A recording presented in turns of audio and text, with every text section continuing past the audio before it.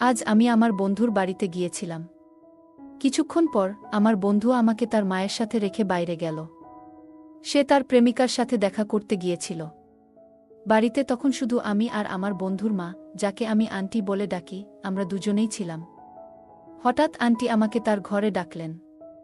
সেখানে যাওয়ার পর আমি তাকে কিছুটা অন্যরকম ভাবে দেখলাম। আমি অবাক হয়ে গেলাম, কারণ সেই মুহূর্তে তার আচরণ কিছুটা অপ্রত্যাশিত ছিল। তিনি আমাকে তার কাছে আসতে বললেন, আর তার কথাগুলো আমাকে আরও বেশি বিস্মিত করল। তিনি হেসে বললেন, এখন আমরা তো একা আছি, আমার ছেলে তার প্রেমিকার সাথে দেখা করতে গেছে। আমাদের এই সময়টা কিভাবে কাটানো উচিত, তার কথা শুনে আমি কিছুটা বিস্মিত হলাম। কথাগুলো শোনার পর আমার মনে নানা ভাবনা উকি দিতে লাগল। আন্টি নিজেই আমাকে প্রস্তাব দিয়েছিলেন, তাই আমি কিভাবে না করতে পারি। তাই আমি আন্টির পাশে বসলাম। তারপর আমি আন্টিকে, বন্ধুরা, আজকের গল্পটা অনেক বেশি স্পেশাল, তাই কেউ মিস করো না। আর দয়া করে গল্পগুলো ভালো লাগলে ভিডিওটি লাইক, শেয়ার এবং চ্যানেলটি সাবস্ক্রাইব করো প্লিজ। আমার নাম সুনীল। সম্প্রতি আমি একটি ডিগ্রি কলেজে ভর্তি হয়েছি। সেখানে আমার পরিচয় হয়েছিল কুনালের সাথে। ডিগ্রি কলেজে কুনালই ছিল আমার প্রথম বন্ধু। ভর্তি হওয়ার দিনেই তার সাথে দেখা হয় এবং খুব অল্প সময়ের মধ্যেই আমাদের গভীর বন্ধুত্ব হয়ে যায়। কুনাল খুবই আকর্ষণীয়, আর আমি বেশ শান্ত স্বভাবের ছিলাম। কুনাল এর মতো একজন আকর্ষণীয় ছেলের সাথে বন্ধুত্ব হওয়া আমার জন্য একটি বিশেষ ব্যাপার ছিল। খুব অল্প সময়ের মধ্যেই আমরা ভালো বন্ধু হয়ে গেলাম। কলেজ শুরু হওয়ার 1 মাস পরের কথা। সেদিন ছিল কুনালের জন্মদিন। যখন সে কলেজে এলো, আমি তাকে আমার সাথে মন্দিরে নিয়ে গেলাম। এরপর ক্লাস শেষ হলে কুনাল বলল, আজ বিকেলে আমি তোমায় নিতে আসব। আমার জন্মদিন উপলক্ষে মা বাড়িতে অনেক সুস্বাদু খাবার তৈরি করেছেন, তাই আজ আমার বাড়িতে খেতে আসতেই হবে। আমার অনেক বন্ধু আছে, কিন্তু তোমার মতো বিশ্বস্ত কেউ নেই। তাই আমি চাই তুমি অবশ্যই আমার বাড়িতে এসো। কুনাল এর কথাগুলো শুনে আমি তার প্রস্তাবে রাজি হলাম, কারণ বন্ধুত্বের এই টান আমার মন ছুঁয়ে গিয়েছিল। তুমি তো সবসময় বাইরের খাবার খাও, বাড়ির খাবারের স্বাদ পাও না। আমার মায়ের রান্নায় খুবই স্বাদ। কুনাল তার মায়ের হাতের রান্নার প্রশংসা করছিল। সে আগেও অনেকবার তার জীবনের নানা কথা আমার সঙ্গে শেয়ার করেছে, তাই তার সম্পর্কে আমার অনেক কিছু জানা ছিল। তার বাবা ছিলেন না, তার মা একাই তাকে বড় করেছেন। এসব কথাও কুনাল এর মুখেই প্রথম শুনেছিলাম। সেদিন সন্ধ্যায় কুনাল আমাকে নিতে এলো। আমি তৈরি হয়ে তার বাড়ির দিকে রওনা দিলাম, তার জন্মদিনের উপলক্ষে তার মায়ের হাতে তৈরি সুস্বাদু খাবার খেতে। বাড়িতে ঢুকতেই আমি একটি মেয়ে দেখতে পেলাম। সে পানির গ্লাস হাতে দাঁড়িয়ে ছিল। তাকে দেখে আমি অবাক হয়ে কুনালকে জিজ্ঞেস করলাম, তুমি তো বলেছিলে তুমি আর তোমার মা একাই থাকো, তোমার তো আর কেউ নেই। তাহলে এই মেয়েকে তোমার বোন নাকি? কুনাল আর তার সাথে মেয়েটি হেসে উঠল। কুনাল আমার কাঁধে হাত রেখে বলল, বন্ধু, এ আমার বোন না, এ আমার মা, আমার জীবনের সেরা মা। তিনি একাই আমাকে অনেক কষ্ট করে মানুষ করেছেন। তুমি যেটা ভেবেছ সেটা অনেকের ভাবনায় আসে। যখনই মা আমাকে নিয়ে মার্কেটে যান, অনেকেই আমাদের ভাইবোন মনে করে। কেউই বিশ্বাস করতে চায় না যে মার এত বড় ছেলে হতে পারে, কারণ তিনি নিজেকে খুব ভালোভাবে মেইনটেইন করেছেন। তিনি যোগ ব্যায়ামের বড় ভক্ত। প্রতিদিন ভোর 4টায় উঠে কোনো দিন বাদ না দিয়ে 1 ঘন্টা ধরে যোগ ব্যায়াম করেন। এটাই আমার মায়ের তারুণ্যের রহস্য। কুনাল তার মায়ের প্রশংসায় মগ্ন ছিল। সে এসব বলছিল, আর ঠিক তখনই তার মা বললেন, কুনাল, তোমার বন্ধুকে এখানে বাইরে দাঁড় করিয়ে গল্প শোনাচ্ছ, ওকে ভেতরে ডেকে বসতে বলো। তারপর আন্টি আমাকে পানি দিলেন। কিছুক্ষণ পর আমরা খাবারের জন্য বসে পড়লাম। সত্যি বলতে, আন্টির হাতের রান্নায় অদ্ভুত স্বাদ ছিল। তিনি কুনালের জন্মদিন উপলক্ষে শাহী পনির, হালুয়া, কচুরি সহ আরও অনেক পদ তৈরি করেছিলেন। যখন আমি তাদের বানানো শাহী পনির খেলাম, তখনই মনে মনে ঠিক করে ফেলেছিলাম, আজ আমি 8-10টা পুরি তো খেয়েই ছাড়ব। আমি খুব আনন্দ নিয়ে খাচ্ছিলাম, আর কুনালও আমার পাশেই বসেছিল। হঠাৎ কুনাল এর ফোন বেজে উঠল। তার কিছু বন্ধুরা তাকে কেক কাটার জন্য ডেকে। সে সঙ্গে সঙ্গেই যাওয়ার জন্য প্রস্তুতি নিল এবং বলল, আমি বেশি সময় নেব না, একটু কেক কেটে ফিরে আসছি। ততক্ষণ তুমি আরাম করে খাও। আন্টিও বললেন, আগে ভালো করে খেয়ে নাও, খাওয়া শেষ করে যাও, বলে কুনাল গাড়ির চাবি নিয়ে দ্রুত বেরিয়ে গেল। এরপর আন্টি এসে আমার পাশে বসলেন। বসার সঙ্গে সঙ্গে তিনি আমার থালা আরেকটা পুরি তুলে দিলেন। আমি লক্ষ্য করলাম আন্টি আমাকে এক অন্যরকমভাবে দেখছিলেন এবং মাঝে মাঝে মুচকি হাসছিলেন। খাওয়া শেষ হলে আমি তাকে ডাইনিং টেবিলের বাসনপত্র তুলতে সাহায্য করতে শুরু করি। আমার কাজ দেখে আন্টি বললেন, তুমি তো একেবারে নিখুঁত ছেলে। কুনালের মুখে তোমার নাম অনেকবার শুনেছি। আমার ড্যাশিং কুনাল এর মতো একজন ছেলে তোমার মতো সরল ও সাধারণ বন্ধু পেয়ে খুবই সৌভাগ্যবান।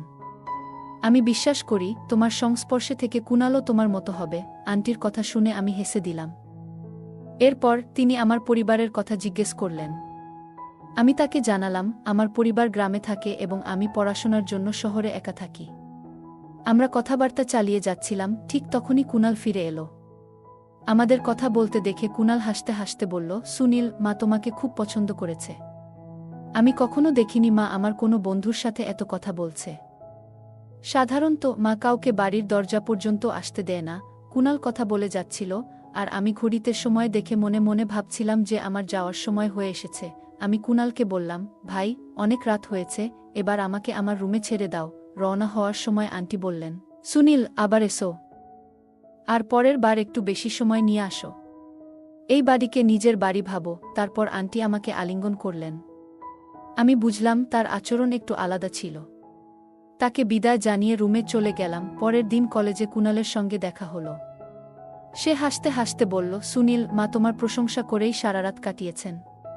এত প্রশংসা তো আমাকে নিয়েও করেন না। আমি হেসে বললাম, কুনাল, সময়ের সঙ্গে সবকিছু বদলায়, তুমিও হয়তো একদিন আমার মতো হয়ে যাবে। দিনের পর দিন আমাদের বন্ধুত্ব আরও গভীর হচ্ছিল।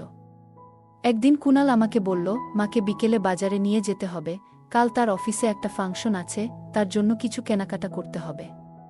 বিকেল 4টায় তুমি আমাদের বাড়িতে এসো। মাকে বাজারে নিয়ে যেও, কারণ আমি একটু ব্যস্ত আছি। কুনাল এর কলেজের এক মেয়ের সঙ্গে নতুন বন্ধুত্ব হয়েছিল এবং সে মেয়েটিকে ডেটে নিয়ে যেতে চেয়েছিল।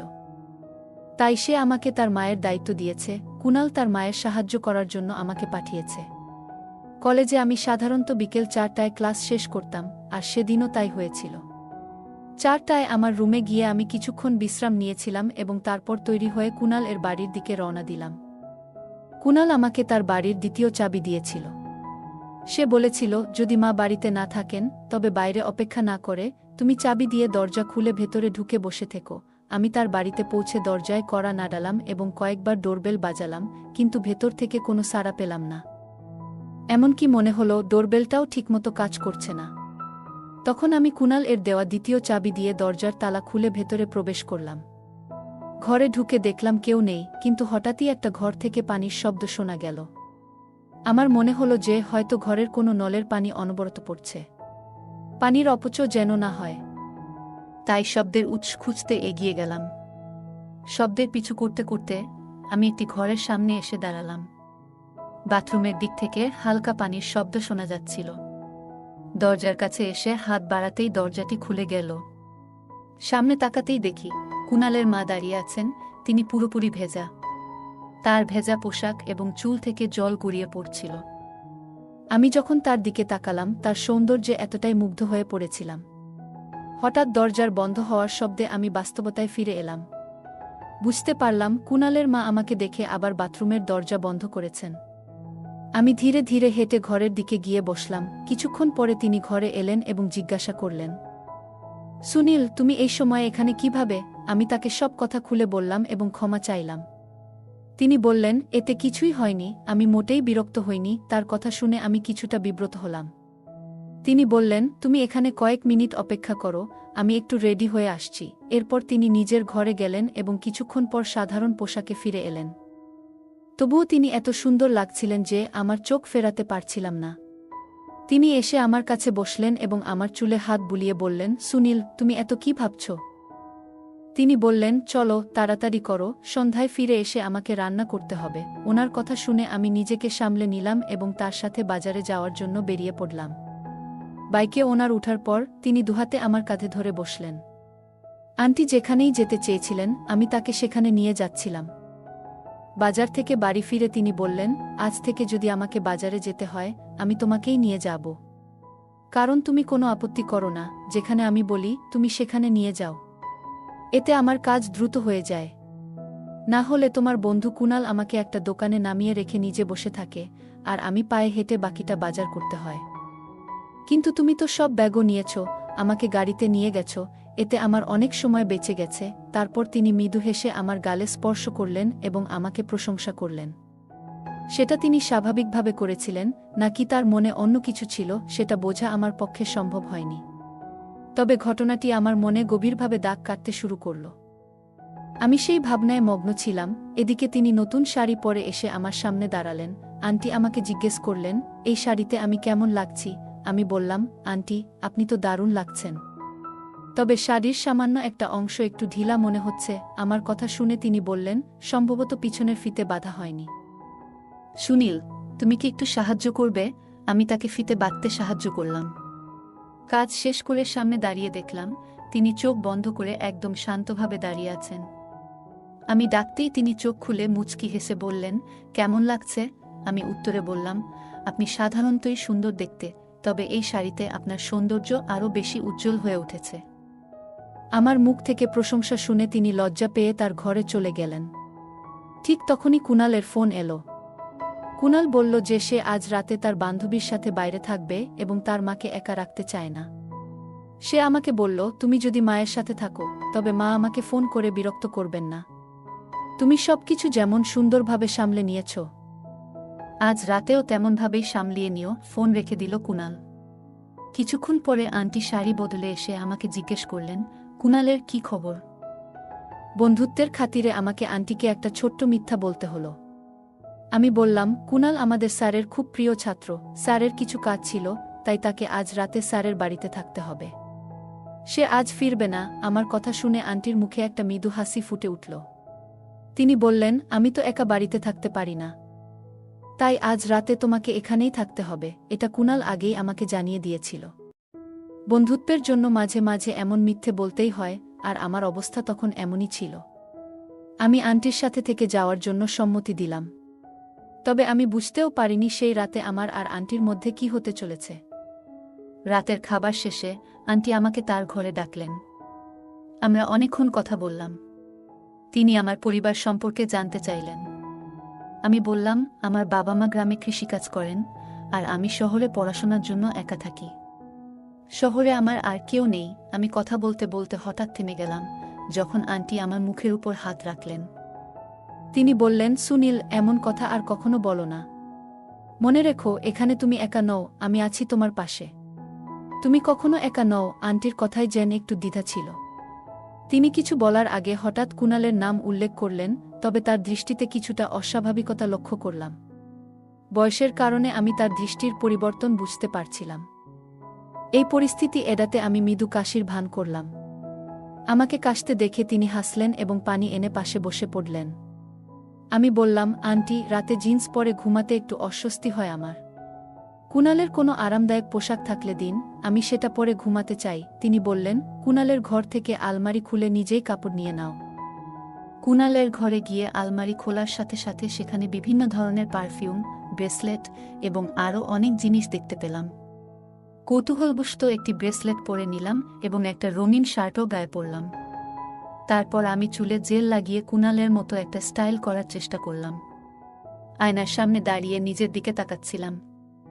ঠিক তখনই হঠাৎ আন্টি আমার পেছনে এসে দাঁড়ালেন। কখন এসেছেন আমি টের পাইনি, কারণ আমি নিজের দিকে তাকিয়ে ব্যস্ত ছিলাম। তিনি আমাকে নিজের দিকে ঘুরিয়ে আমার চুল ঠিক করলেন এবং ব্রেসলেটটি খুলে দিলেন। তিনি বললেন, সুনীল, তোমার কিছু বদলানোর দরকার নেই। তুমি যেমন তেমনটাই চমৎকার। প্রথমবার দেখেই তোমাকে ভালো লেগেছিল। কথাগুলো বলার সময় তিনি স্নেহভরে আমার পাশে এসে দাঁড়ালেন। আমি একটু অস্বস্তি বোধ করছিলাম, তাই বিনয়ের সাথে একটু দূরে সরার চেষ্টা করলাম। তিনি হেসে বললেন, সুনীল, এখন তো বাড়িতে আমরা শুধু দুজনই আছি। তুমি এতটা দূরে কেন যাচ্ছ? আমি তার কথা শুনে বিস্মিত হয়ে বললাম, আন্টি, আপনি কি বলতে চাইছেন?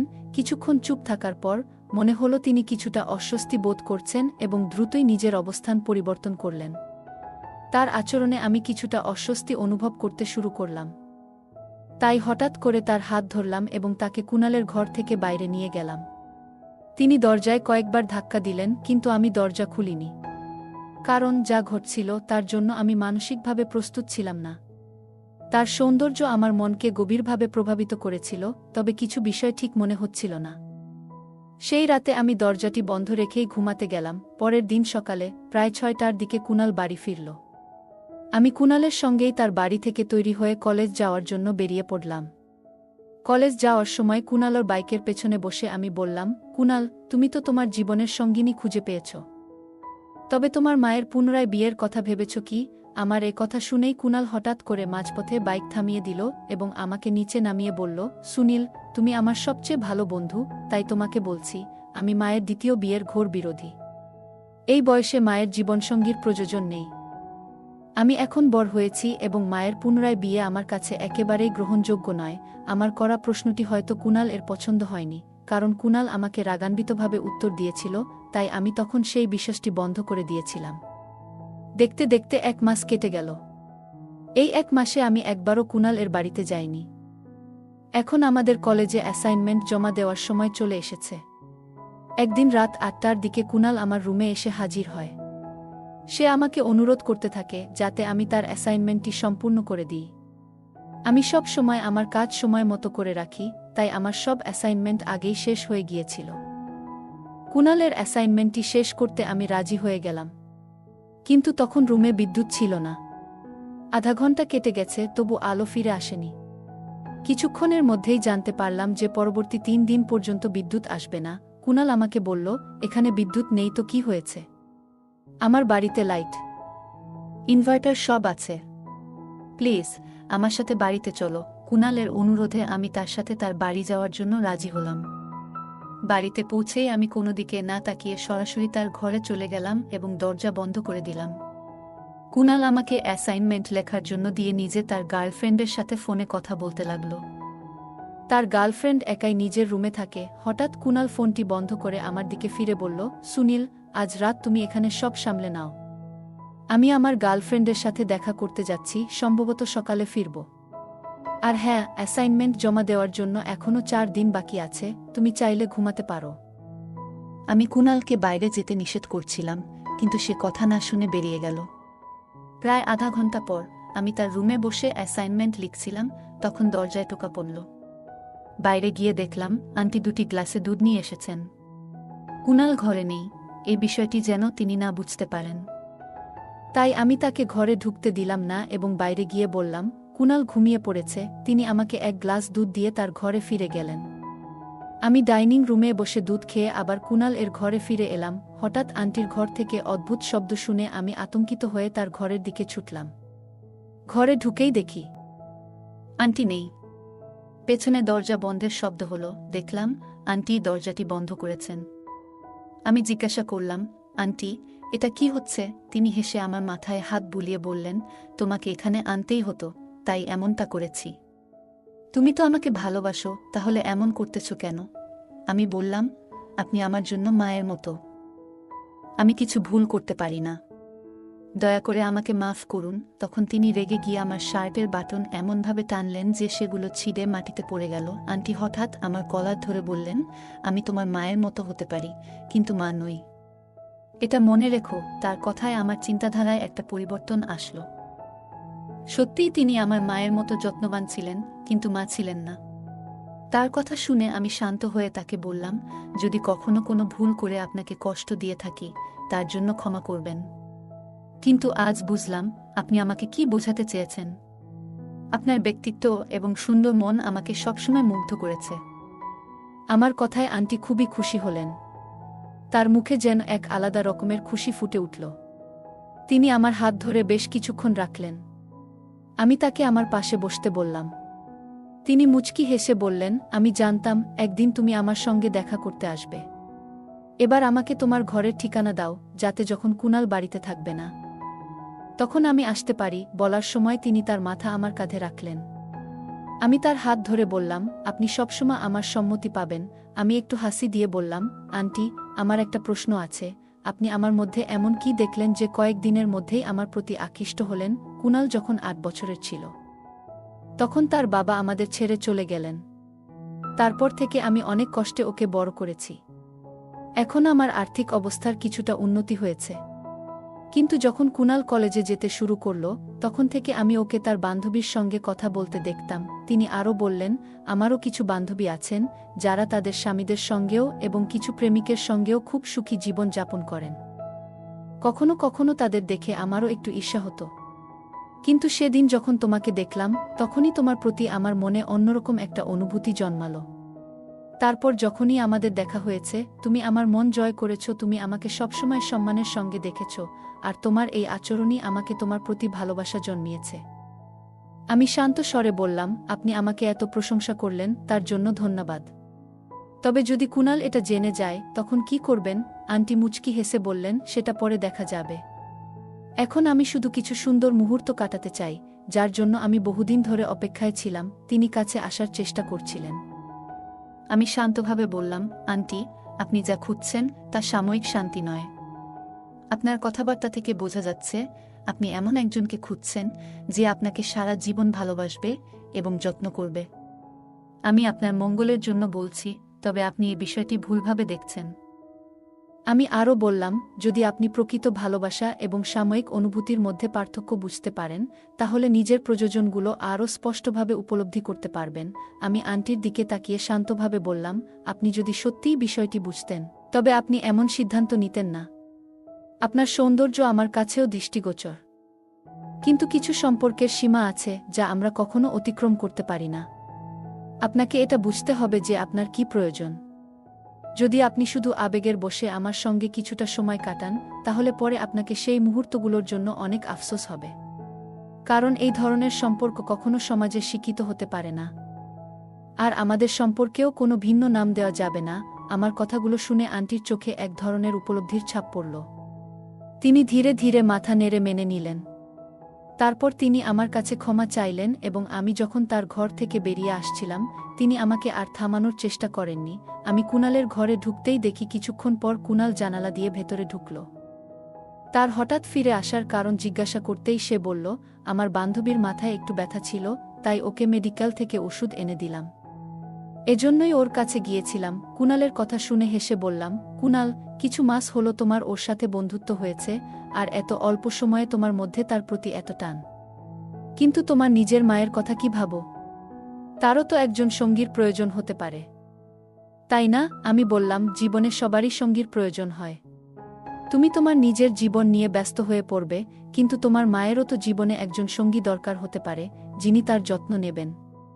একবার মায়ের কথা ভাবো, এতদিন তিনি তোমার জন্য বেঁচে থেকেছেন। এখন তারও একজন সঙ্গীর প্রয়োজন হতে পারে। আমার কথাগুলো শুনে কুনাল বেশ ভেবে দেখল। সে একটাও শব্দ আমার বিরুদ্ধে বলল না। পরের দিন যখন আমি তাদের বাড়ি থেকে বেরোচ্ছিলাম, কুনাল তার মায়ের সামনে এসে তাকে বিয়ের অনুমতি দিল। কিছু দিনের মধ্যেই কুনালের মা আবার বিয়ে করলেন। আন্টি তখন ৪২ বছর বয়সী ছিলেন এবং তার নিজের বয়সের একজন জীবনসঙ্গী খুঁজে পেলেন। আমি যখন আন্টিকে নতুন জীবনের জন্য শুভেচ্ছা জানাতে গেলাম, তিনি আমার মাথায় হাত বুলিয়ে বললেন, সুনীল, আমি তোমার মায়ের মতো নই, আমি তো তোমার মাই। তখন আন্টির সেই কথা মনে পড়ে গেল, আর তিনি তার নতুন স্বামীর সামনেই আমাকে ধন্যবাদ জানালেন। তাদের সুখী দেখে আমিও খুব খুশি হলাম। কুনাল আমার ঘনিষ্ঠ বন্ধু ছিল, তাই তার সুখ আমার সুখের মতোই। এরপর আমি আর আন্টির বাড়িতে খুব বেশি যাইনি। আমি চেয়েছিলাম তাদের নতুন জীবনের শুরুটা তাদের নিজের মতো করে হোক। তাই আমি অন্য শহরে গিয়ে নিজের পড়াশোনা শেষ করি। কুনালের সঙ্গে আমার বন্ধুত্ব অটুট ছিল, কিন্তু আমি আর তাদের বাড়িতে যেতাম না। যখনই আমাদের দেখা করার দরকার হতো, কুনাল নিজেই আমার কাছে চলে আসত, কিংবা আমরা কোনো নির্দিষ্ট জায়গায় দেখা করতাম। গল্পটা কেমন লাগলো জানাতে ভুলবে না। আরও মজার মজার রোমান্টিক গল্প শুনতে চাইলে ভিডিওটি লাইক, শেয়ার এবং চ্যানেলটি সাবস্ক্রাইব করতে এবং বেল আইকনটি ক্লিক করতে ভুলবে না। ধন্যবাদ।